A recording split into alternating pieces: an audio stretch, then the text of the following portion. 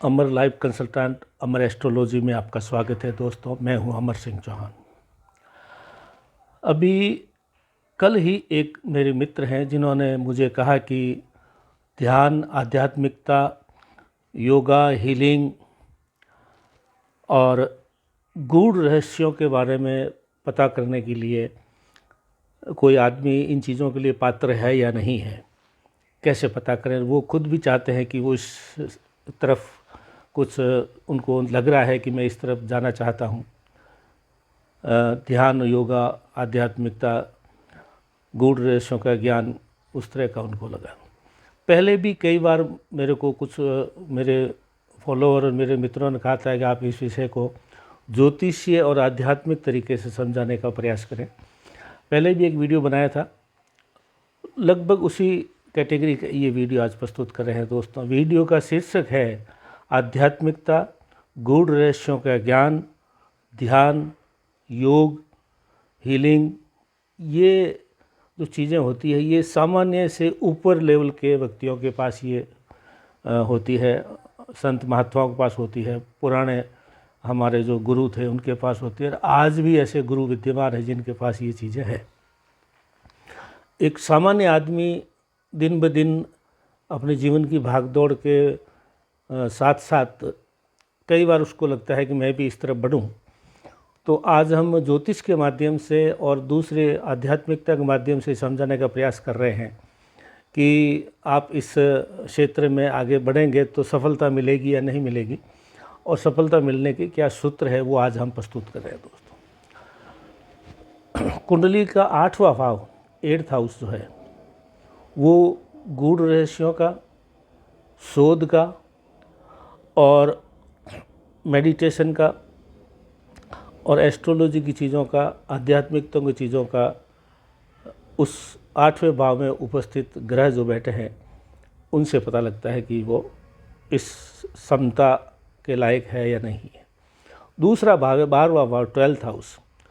12th house है वो भी जो है सहज बोध, इंट्यूशन पावर जिसको बोलते हैं।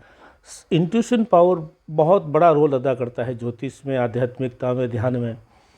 क्योंकि जो चीज़ें बताई जाती है या जो चीज़ें कही जाती है उससे ज़्यादा उसको ग्रहण करके आगे अपने फॉलोअर में बताना, ये इंट्यूशन पावर ही कर सकता है, बाकी आम आदमी के लिए मुश्किल है।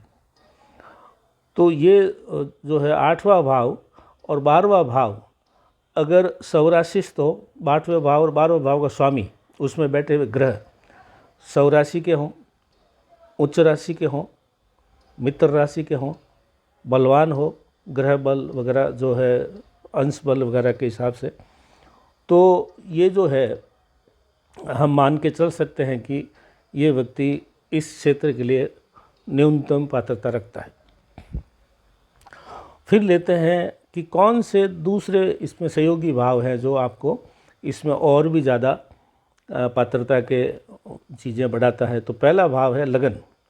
लगन एक ऐसी चीज़ है दोस्तों, लगन ही आदमी की ऐसी नींव है जिसमें पूरा आदमी का आधार खड़ा हुआ है। लगन व्यक्तित्व की मजबूती को दर्शाता है, क्योंकि अक्सर ध्यान और योगा और आध्यात्मिकता के क्षेत्र में आदमी थोड़े दिनों बाद में कई बार बोर हो जाता है या कई बार उसको लगता है कि सफलता नहीं मिल रही है तो वो छोड़ देता है। व्यक्तित्व की मजबूती चाहिए, उसके अंदर धैर्य चाहिए, और चीज़ों को बीच में छोड़ेंगे तो अगर व्यक्तित्व कमज़ोर है, यानी लगन अगर कमज़ोर है, लगनेश कमज़ोर है, तो आप इस क्षेत्र में कामयाब नहीं हो सकते। दूसरा है सुख भाव जो है, 4th हाउस जो है, सुख भाव में भी ये चीज़ें देखी जाती है। लगन और लगनेश से, सुख भाव और सुकेश से, इनके स्वामियों से भी, कि उस आदमी एकाग्रचित्ता है कि नहीं है। कई बार सुख सुविधाओं के चक्कर में आदमी एकाग्रचित नहीं हो पाता है। एकाग्रचित होने के लिए सुख सुविधाओं से थोड़ा दूर हटना पड़ता है, भौतिकता से दूर हटना पड़ता है, और उसको कम सुख सुविधाओं में रहते हुए इन चीज़ों में आगे बढ़ना पड़ता है। तो व्यक्तित्व मजबूत होगा तो आप चीज़ों को बीच में नहीं छोड़ेंगे, क्योंकि ये चीज़ें आसान नहीं है। ध्यान, योगा, गूढ़ रहस्यों का ज्ञान, हीलिंग, आध्यात्मिकता आसान नहीं है। तो इसको बीच में छोड़ेंगे तो कहीं के नहीं रहेंगे। सुख सुविधाओं से भी थोड़ा सा दूर हटना पड़ेगा, और सुख सुविधाओं को अब आध्यात्मिक सुख सुविधाओं की तरफ मोड़ना पड़ेगा।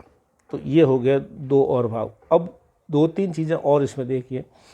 सूर्य जो है वो अगर मजबूत है कुंडली में, तो सूर्य जो है ईश्वरीय शक्ति देता है, डिवाइन पावर देता है।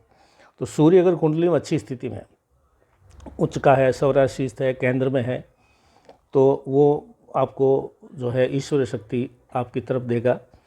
11वें और 12वें भाव में सूर्य सर्वोच्च माना जाता है।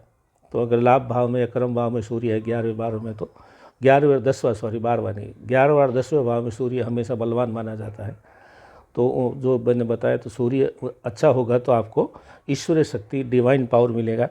चंद्रमा अगर मजबूत है, तो चंद्रमा अगर मजबूत है तो आपको एकाग्रचित्ता और इंट्यूशन पावर, ये चंद्रमा देगा। मन बड़ा चंचल है, तो वो जब भी आप एकाग्र ध्यान में बैठेंगे तो वो इधर उधर भटकाता है।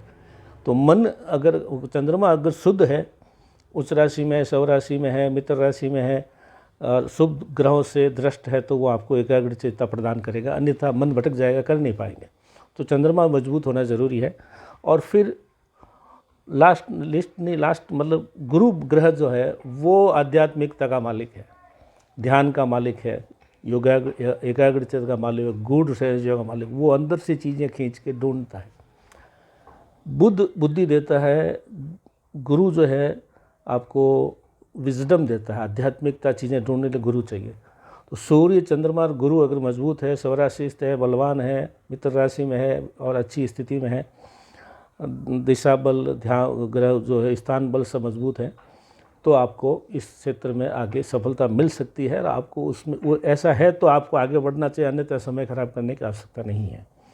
तो आज का वीडियो उन सभी मित्रों के लिए जो ध्यान, योगा, गूढ़ रहस्य योगा, ज्ञान, हीलिंग, ये चीज़ें सीखना चाहते हैं, आध्यात्मिकता के अंदर आगे बढ़ना चाहते हैं, तो 8वां भाव और 12वां भाव का स्वामी, लगन और सुख भाव का स्वामी सूर्य, चंद्र और गुरु, इन चीज़ों को देखना है कि वो सौराशि में हो, मित्र राशि में हो, उच्च राशि में हो, बलवान हो, ग्रह बल से मजबूत हो, शुभ ग्रह से दृष्ट हो, और इनमें से कोई भी जो है 6, 8, 12 में न हो, और न 6, 8, 12 के साथ में हो, न 6, 8, 12 की दृष्टि इन पर पड़ती हो, तो निश्चित तौर से आप जो है ध्यान, योगा, आध्यात्मिकता, गूढ़ रहस्यों की तरफ बढ़ सकते हैं।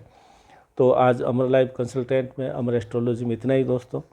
आप इसके अंदर आगे और ज्ञान प्राप्त करना चाहते हैं या हमारे इससे और कुछ सीखना चाहते हैं, तो मेरे से जुड़े। मेरा जो है